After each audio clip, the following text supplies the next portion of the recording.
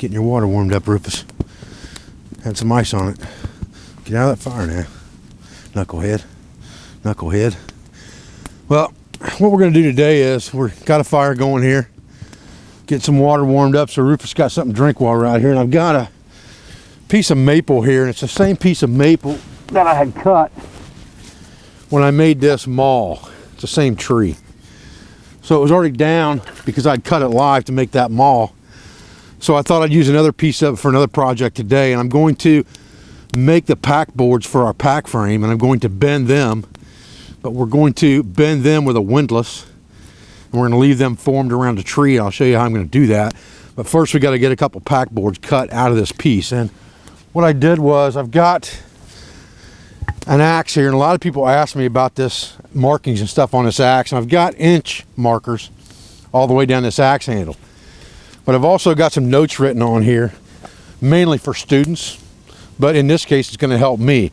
And I've got measurements on here for the length of a bow drill spindle, the thickness of a bow drill board, how long pack upright should be for a Roycraft pack frame, and how long the upright should be, or the cross member should be. So I've got a cross member mark right here from my Roycraft frame, so I know how long that is. So now that I'm going to duplicate that, I can just lay another piece on there and know how long they need to be. Now I want a little extra on these because I'm going to mortise and tenon joint them into the frame and tie them off that way, drilling a hole through the tenon that comes through the mortise in a later video. So for right now, I don't mind cutting them longer than they need to be. So we're going to go ahead. This piece here is really about, according to my axe handle, 3 inches longer than it needs to be. I planned on making it about 2 inches longer than it needed to be anyway. So this is not going to hurt anything to use this piece of wood. So we'll try to get this thing split down on our stump anvil and get a couple slats made out of this piece of maple. And then we'll get to the bending and forming process on this stuff.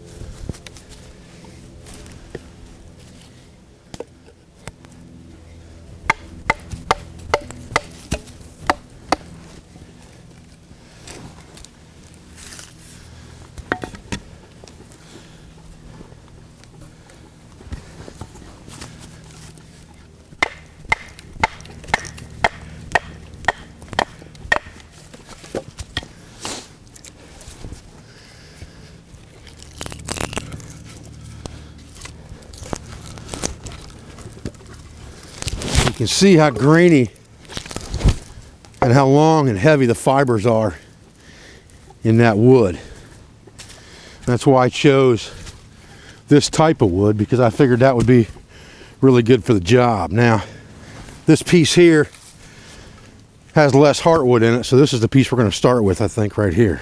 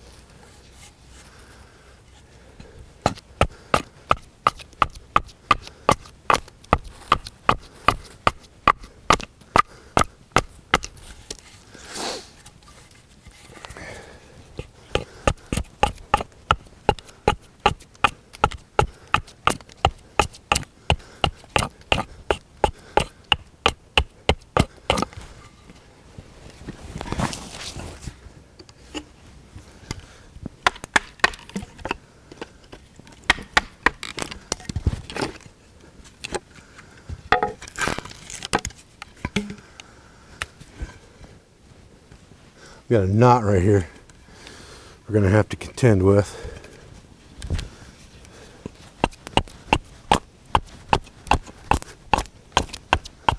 Chop him out of there right now.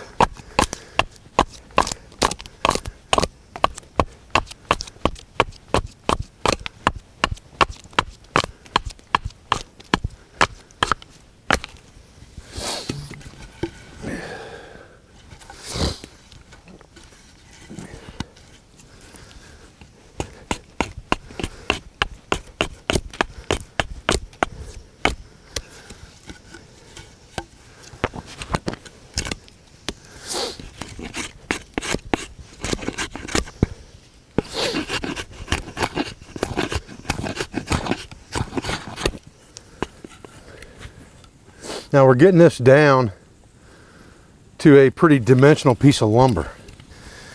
And if it's got an area in it where it's twisting or bending already, if I can take advantage of that, I'm going to.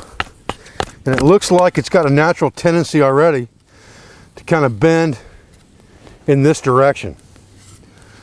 So if I can take advantage of that in the end, I will.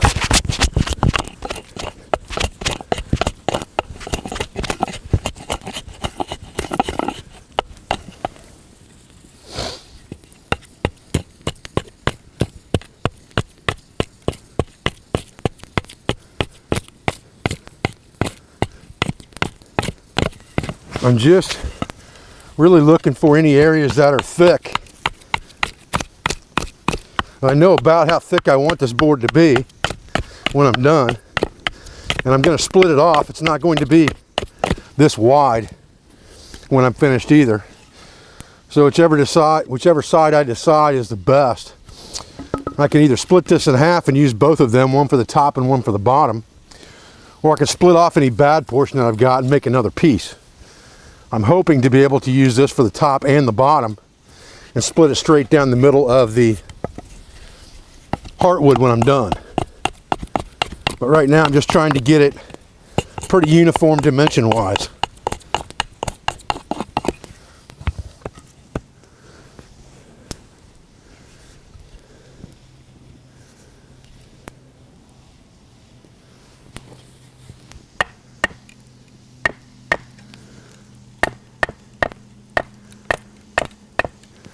Now you can see that knot down here. There's a knot on this side, and it's going to try to split off of that knot. So to control that, I'm going to try to bring the axe blade back just a little bit like this. Try to control that split. Just like that. Now, that knot is right here, and we barely got off of it. So this will be our lower, this will be our upper.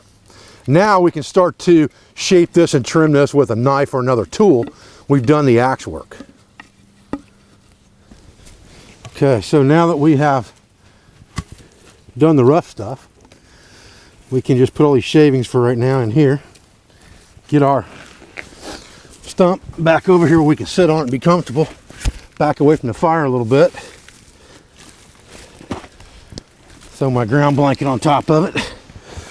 And now I'm getting my tool roll here.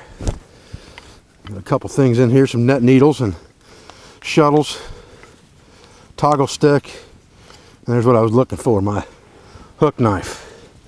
Roll the rest of this stuff back up in this piece of brain tan and get it put away. And we're going to use this hook knife or a crooked knife to carve the rest of this down. So now we're going to start to work on this and get it down to the final shape that we want, at least somewhat. It doesn't have to be perfect yet. We can finish it after it's bent, but for now I'm going to debark it, get that part off.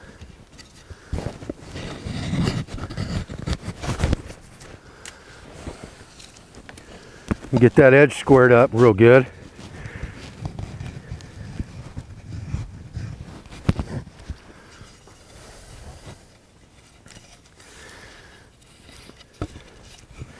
And now I just want to kind of square this thing up for dimension a little bit.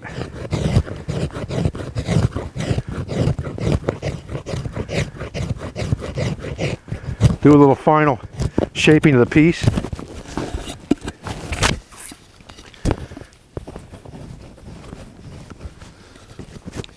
Remember that when you are going to bend something or manipulate anything, whether it's wood or pretty much any material, including clay and things like that, that round corners are always going to be stronger and less likely to split out on you and break than square corners are. So when we get this thing down to the dimension that we're looking for and get ready to bend it, we're going to round off all these edges that I'm making square now, so it'll be less likely to fracture under pressure.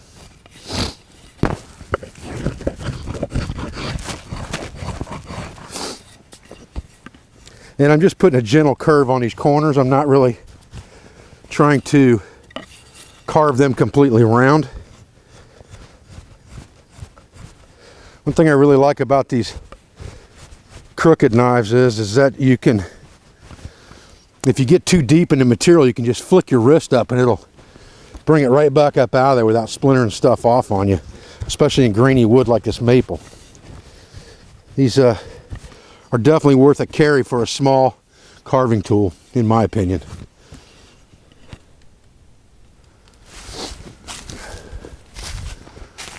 Okay, so now we're going to bend this pack board.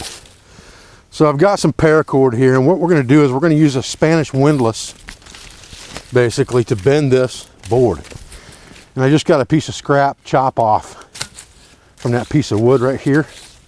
And all I'm going to do is I'm going to make myself a couple of loops that will fit over top of the ends of this board, basically like that.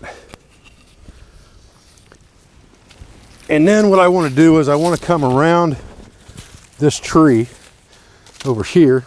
Got a little bit of a knot in here, it looks like. Get that out of there. That's paracord for you. I'm going to come around this tree over here, and these are both pretty solid trees. And then I'm going to come over this board again an equal distance, and I'm going to tie another loop. And I just want that loop tight enough in there that I got to force it pretty much on there by stretching the cord. But I don't want to loop in here I can't get out either. So I got to be careful with that. So what we're going to do is we're going to tie a figure of 8 knot in there. That'll be easy to get undone even after we put stress and pressure on it. That'll make it pretty simple. And then we'll just leave the tag hanging. We'll come back up here and attach our loop on here. Just like this. And then we'll kind of try to straighten it out a little bit here. And like I said, I want to have to force this thing into place. So that's fine. But I want this cord about an even distance, and I want to take advantage of whichever direction it was already naturally bending, which was this way. I want to take advantage of that. I want to get that thing about an even level off the ground, because the key to my windlass, I want to stop on the ground. And now I'm going to put this in between the two like this. Hold this steady for a minute. Come down here to the end and move it up. And then I'm going to start to tighten this windlass. And that is going to bend my board. When I'm done, I can just stop it right there. So let me get a close-up of that for you guys. Okay, so now I moved the camera angle, hoping that you'll be able to see this better. So I'm attached with a loop on both sides of that board. I've put that backboard or pack board across the back of this tree that's got a pretty good diameter to it, probably 6 inches diameter. And I've used the side that was already bending to my advantage, looped around another tree, and now I have a windlass device here that I can gradually tighten like this to bend this board. And you're just going to have to tighten it down and watch it and see how much of a bend you want. Make sure you keep it in the center as best you can. And look down at your bend and see what you're getting. because when you come back to this and it's done, said and done, it's going to be permanently bent there once it dries. Okay, we're going to leave it here for a few days to dry.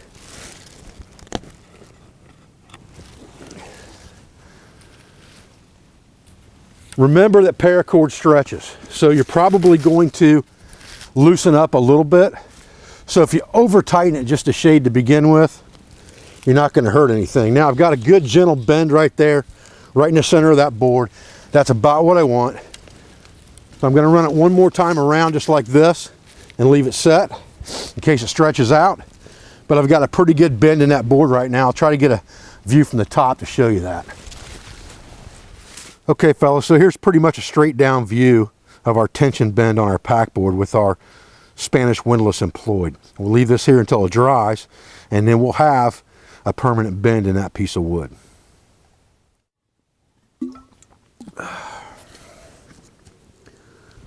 All right guys, well I'm Dave Canterbury at the Pathfinder School, and I thank you for joining me today on this quick lesson on tension bending, employing a Spanish windlass. A windlass is a very good tool or simple machine to keep in your toolbox because it can be used for lots and lots of applications, including what we did today, tension bending a pack board. I appreciate everything you do for our school, for our family, and for our business. I thank you for everything you do for our sponsors, instructors, affiliates, and friends, and I'll be back with another video as soon as I can. Thanks guys.